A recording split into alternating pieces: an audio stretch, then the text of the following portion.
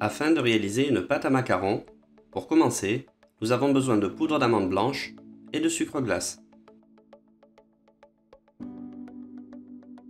Il est d'usage de réaliser un temps portant, c'est-à-dire mixer rapidement la poudre d'amande et le sucre glace jusqu'à obtention d'un mélange homogène. Un temps portant est donc un mélange en quantité égale de poudre d'amande et de sucre glace. Veillez à ne pas chauffer la masse, sous peine de faire sortir le gras des amandes. Le fait de mixer les amandes avec le sucre glace va permettre d'affiner le grain et d'avoir des macarons d'un aspect lisse, sans une granulation importante. De plus, cela facilite le mélange qui sera bien harmonieux. Une fois le mélange bien homogène, débarrassez dans une calotte. Pour la première partie de la confection de la pâte à macarons, nous avons donc besoin d'un temps portant et de blanc d'œuf cru. Ajoutez au temps portant les blancs d'œuf crus pour former une pâte dense. Le mélange va devenir assez épais et plutôt ferme.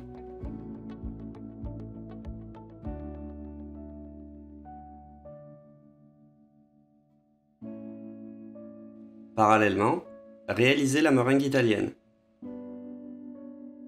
Nous avons donc besoin de blanc d'œuf, d'eau et de sucre semoule.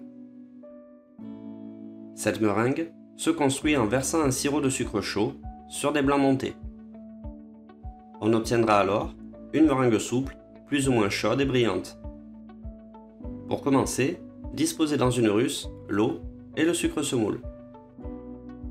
Pour réaliser la cuisson d'un sucre, il y a des précautions à prendre pour la mener à bien. Cuire dans un récipient très propre et sec. Souvent, il est préconisé un poêlon en cuivre, mais l'entretien est fastidieux. Évitez de remuer pour éviter que le sucre masse, c'est-à-dire engendrer la formation d'une masse opaque et visqueuse. Durant la cuisson, le sucre va passer par de multiples stades qui portent tous un nom, comme le petit boulet, le boulet. Toutes ces appellations correspondant à des températures bien précises que le professionnel sait identifier. Pour les températures bien précises, contrôlez la cuisson avec un thermomètre. Lorsque le sirop arrive à 110 degrés, commencez par faire monter les blancs. Il peut être envisagé de monter les blancs avec un peu de sucre semoule afin d'éviter qu'ils grainent, ceci par mesure de précaution. À la température désirée, c'est-à-dire à 121 degrés, plus précisément au boulet, arrêtez la cuisson du sucre. Versez lentement le sirop dans les blancs, soit versez-le en plusieurs fois et battre l'ensemble rapidement. Le fait de verser en plusieurs fois assure une bonne intégration du sirop qui sera bien dans les blancs et pas sur les parois de la cuve. Battre la meringue tout en la laissant refroidir. Continuez le battage jusqu'à arriver à une masse assez dense mais encore souple. Pour des macarons, la température de sortie sera entre 45 et 50 degrés afin de conserver une meringue très souple.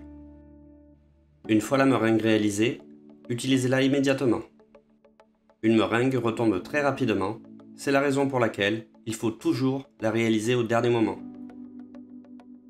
Détendre la masse amande avec un peu de meringue italienne.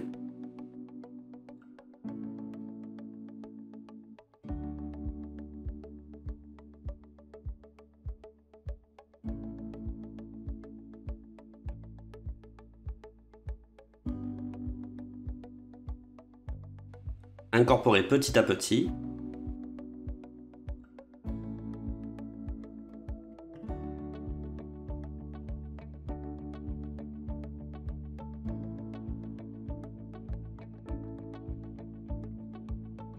Intégrer le restant et bien macaronner.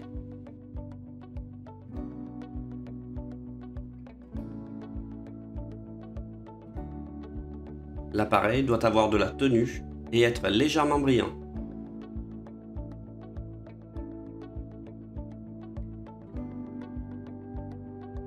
Macaronner, c'est mélanger pour casser un peu les blancs afin d'obtenir une masse assez brillante.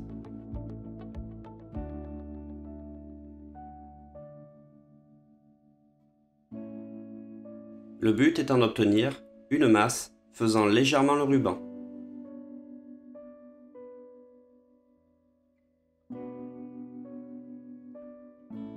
Une fois le mélange réalisé, disposez l'appareil en poche muni d'une douille unie numéro 8. Stabilisez le papier cuisson pour ne pas qu'il bouge. Couchez les macarons sur plaque en veillant à dresser en quinconce. Attention à bien espacer car les macarons s'étalent après dressage. L'avantage d'avoir retiré la meringue italienne entre 45 et 50 degrés est qu'elle va faciliter grandement la phase d'étalement du macaron. Une fois la pâte dressée, tapez légèrement la plaque afin d'égaliser les formes. Si la meringue était à bonne température, cette étape est très rapide. Toutefois, en fonction de la qualité du macaronnage et de la meringue, cette étape peut devenir plus complexe. Parsemez les macarons de noix de coco râpée, ce qui permettra de leur donner une typicité. Entreposez maintenant les macarons en étuve afin qu'ils sèchent légèrement. Laissez croûter dans une pièce non humide au moins 1 heure. Néanmoins, le temps de croûtage dépend de l'endroit où les macarons seront entreposés. Cela peut être beaucoup moins, voire même selon les protocoles, totalement obsolètes. Il suffira d'avoir une résistance au niveau de la coque lors de la pression avec le doigt. À l'issue, la surface ne doit plus coller. Malgré tout, certains professionnels ignorent cette étape et les macarons sont tout à fait convenables. Enfournez à 160 degrés durant 12 à 15 minutes environ. Afin de réaliser une ganache montée coco, nous avons besoin de chocolat blanc, de beurre de cacao, de purée de noix de coco, de pâte de coco et de crème à 35% de matière grasse. Commencez par faire fondre au bain-marie le chocolat et le beurre de cacao. Pour assurer une bonne fonte du chocolat, il est important de commencer avec un bain-marie tiède et pas très chaud. Un bain-marie bouillant pourrait rendre épais et visqueux le chocolat, car la température trop importante pourrait directement brûler le chocolat. Il faudra également faire très attention à ne pas mettre de l'eau en contact avec le chocolat. En effet, l'eau est l'ennemi du chocolat. En présence d'eau, le chocolat durcit, devient épais et granuleux, et ceci est lié à la composition du chocolat qui est composé en grande partie de matière grasse, représentée par le beurre de cacao. C'est la raison pour laquelle une ganache réside en fait sur le principe de l'émulsion. Lors de la réalisation d'une ganache montée, il est important de connaître la composition en beurre de cacao du chocolat utilisé, car c'est lui qui va générer en grosse partie la texture de la ganache montée. Trop de beurre de cacao au sein d'une ganache montée engendrerait une texture désagréable et grasse.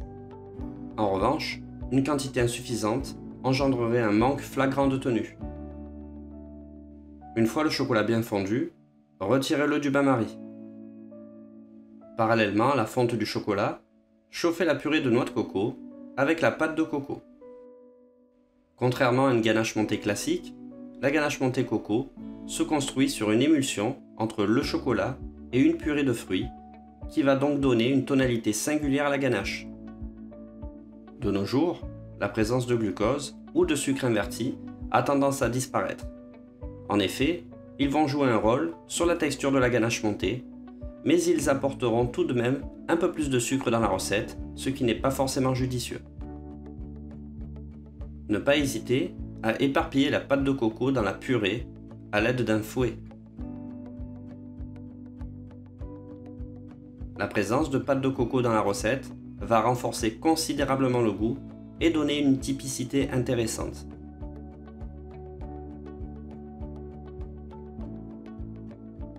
Une fois la purée de fruits chaude, versez lentement la moitié du mélange chaud sur le chocolat fondu. À l'aide d'une maryse, mélangez énergiquement depuis le centre en décrivant des petits cercles pour créer un noyau élastique et brillant.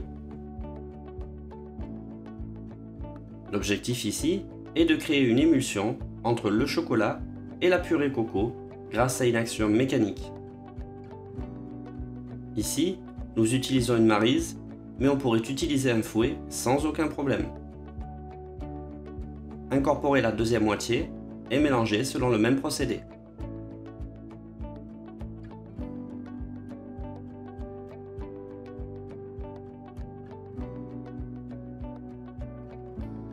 L'émulsion étant réalisée, on peut à ce moment-là ajouter de la crème froide.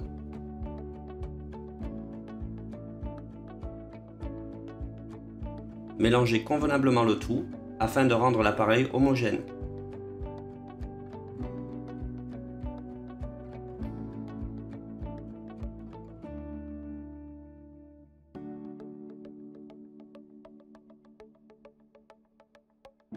Filmer au contact et entreposer au frais afin de faire refroidir la masse. Idéalement, la veille pour le lendemain afin que le beurre de cacao puisse exercer son effet de façon optimale ou à défaut dès que l'appareil est froid et pourra supporter un battage au fouet. Une fois l'appareil refroidi, on observe un changement de consistance lié à l'action du beurre de cacao. On peut donc monter le tout au batteur afin d'incorporer de l'air et foisonner la masse. En effet, la crème a la capacité de foisonner, c'est-à-dire de capter de l'air et de prendre du volume. Le foisonnement de la crème est en partie dû à l'enveloppement de bulles d'air par les globules gras de la crème. Le fouettage de la crème va entraîner la rupture de la membrane des globules gras et l'incorporation de bulles d'air grâce aux nombreuses branches du fouet. Progressivement, les globules gras vont envelopper les bulles d'air et les retenir. C'est la raison pour laquelle il est important de travailler avec une crème froide afin de conserver les globules gras le plus solides possible. Par lien de cause à effet, plus on bat une crème, plus la consistance va devenir épaisse, et ceci est lié à la présence de matière grasse. Il faudra donc faire attention à ne pas trop battre la ganache montée en raison de sa proportion matière grasse qui cumule le gras de la crème et le beurre de cacao du chocolat. Veillez à conserver des ganaches montées souples, ganaches montées qui pourront intégrer une multitude de recettes avec le gros avantage de supporter la surgélation de par leur richesse en matière grasse. Une fois les macarons cuits et refroidis, retournez-les sur plaque. Une fois la ganache montée prête, pochez une belle boule au centre du macaron.